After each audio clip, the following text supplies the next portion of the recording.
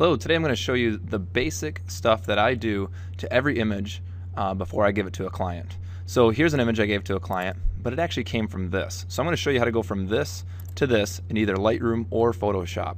They both really work the same, and I'll show you the settings you can change in either or. So let's start with the image in Photoshop. So here it is. I'm going to actually close it out first though and open it. And the reason I'm doing that is I want to open it in RAW mode. So I'm going to find the image. Here it is. Open it up, and this is the way it looked like in the camera.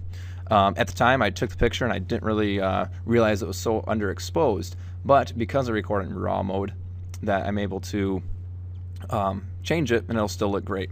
So first thing I'm going to do, which I do with all my pictures first, is change the exposure. So I'm going to bump this up to where I think it should be.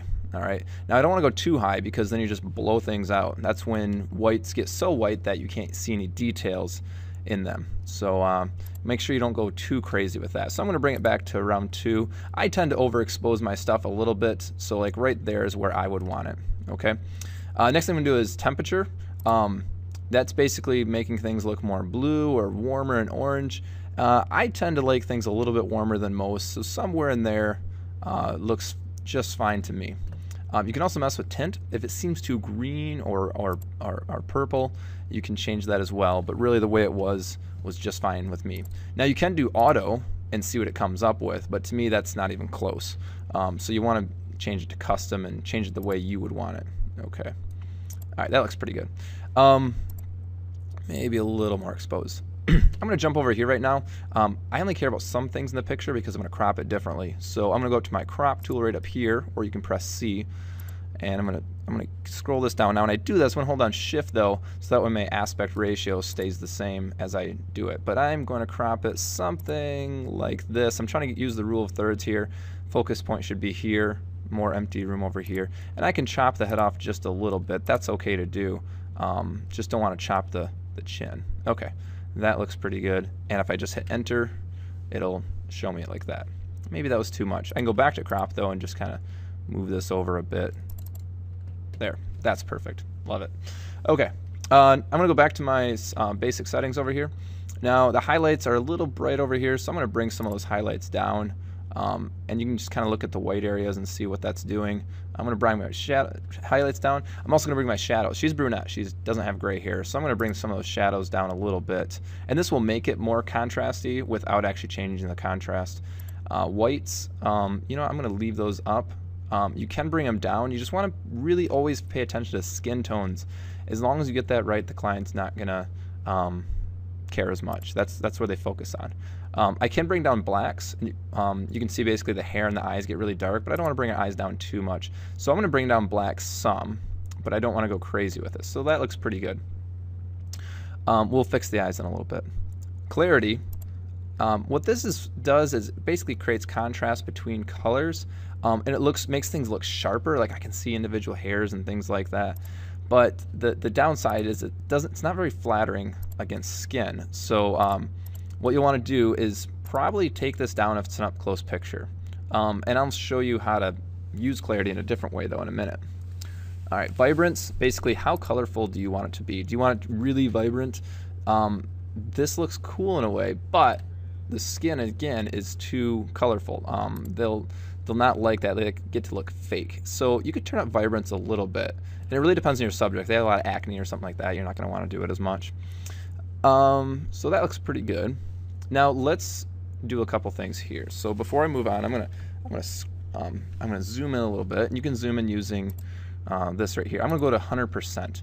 This is called going 1-to-1, and basically I'm looking at pixel by pixel. You can see individual pixels now if you're 100%. Okay, I'm gonna start using my adjustment brush, and basically I can do some of those same effects with using just this brush. So one thing I want to show you is maybe how to get the eyes to brighten up a little bit since we turned them down some. So I'm going to turn up the clarity, alright, and I'm going to turn up saturation, and I'm also going to turn up exposure a little bit. And I can just kind of color around the eyes here, alright, and it just makes them a little more punchy. Now you probably don't see a huge difference. If I turn up the exposure, you'll see it though. So you don't want to go crazy with it, but if you just want to kind of get it to where you want, she has these hazel eyes, so maybe I'd turn up the saturation a little more to show that. And again, like you can see that, so that looks pretty good right there. Yeah, I like that. Okay, so to get out of this mode right here, I can just click back on the hand or zoom out. And maybe that's a little too much. So if I'm like, you know what, that's a little creepy. So I could click on this and then maybe back down the, you just want to click on it right there first, and maybe back down that exposure just a bit. So somewhere right in there looks just fine though. All right, next thing I want to do is actually increase the clarity for the hair. That's a great place to do more clarity, is not on the skin.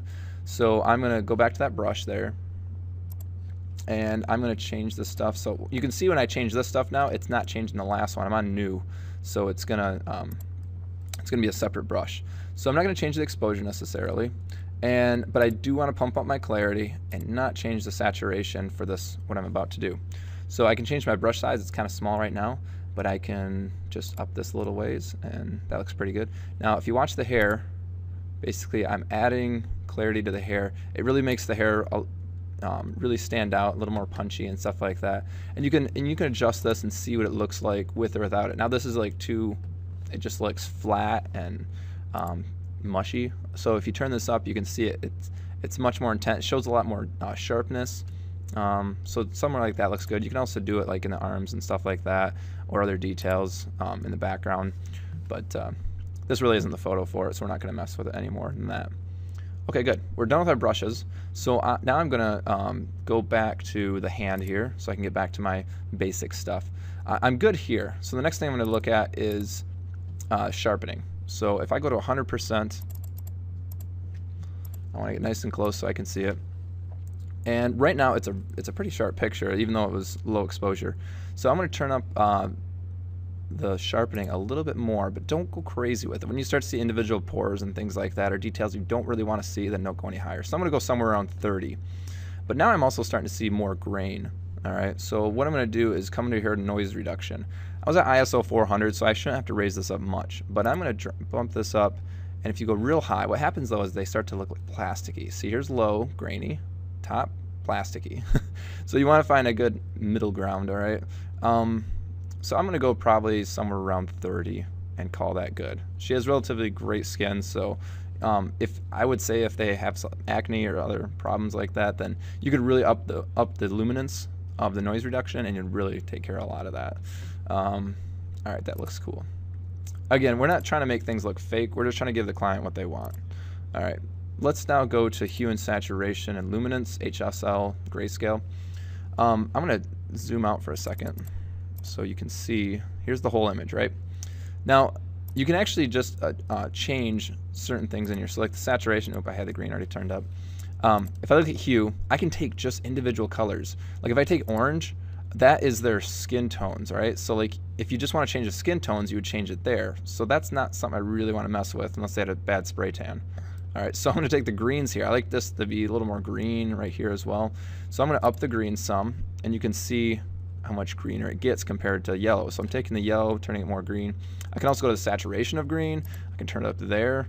And I can also go to luminance and make the greens darker or brighter. Okay, so you can kind of mess with that, get whatever feel you would like. I like the green against the fleshy red skin, so that looks good.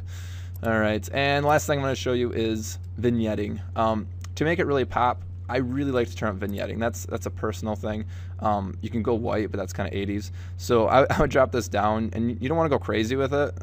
It's really dark on her shoulder right here, but you know, somewhere around like -20 something, it looks pretty good. So without, it's without, and that's with, and it really just makes the subject stand out from the background a little more. I do this with almost all my photos. It's just a personal preference. You don't have to do it. Okay, looks pretty good. So now I'm going to go to Open Image. And now once it's in Photoshop, you could do this in Lightroom using the spot removal tool, and I could have done it just a second as well in raw mode that I was just in. But I'm going to do it right here instead. So here's the spot healing brush, and what I can do with that is I can go in here and just basically grab any hair that isn't there. Again, we're not trying to make it look fat or like trying to make someone look skinny and they're not. We're just trying to, you know, fix little things that they wouldn't want in the photo. So just kind of grab some of that stuff. That looks good. Basically, I'm going to take these hairs, though, the ones that are just really noticeable. You're not going to chase every hair. You'll go nuts, and it'll end up looking kind of fake and stuff like that. So just don't worry too much about it. Just try to get all the little hairs out. That looks good. I'm not even going to mess with these. I think they look just fine. Sometimes you see like little hairs show up, though, and you can just kind of go over it twice if you need to. Just be careful that it's not creating lines on their face, but that looks pretty good there. And if you notice like a little infection, I don't know if this is a mole or not, but you can kind of just take those little areas up too. You don't want to actually take, if you know it's a mole, don't remove it. That's part of them. I wouldn't suggest that. Okay. All right, so I can zoom out, and there's the final image. If I want to say this is a JPEG, I'm just going to do save as and then drop this down to JPEG. So looks pretty good. And in the next video, if you'd like to see, I'm going to work on creating punchy sports photos. So check that out if you want to see how to make things look really pop. All right. Hope you enjoyed it. Thank you.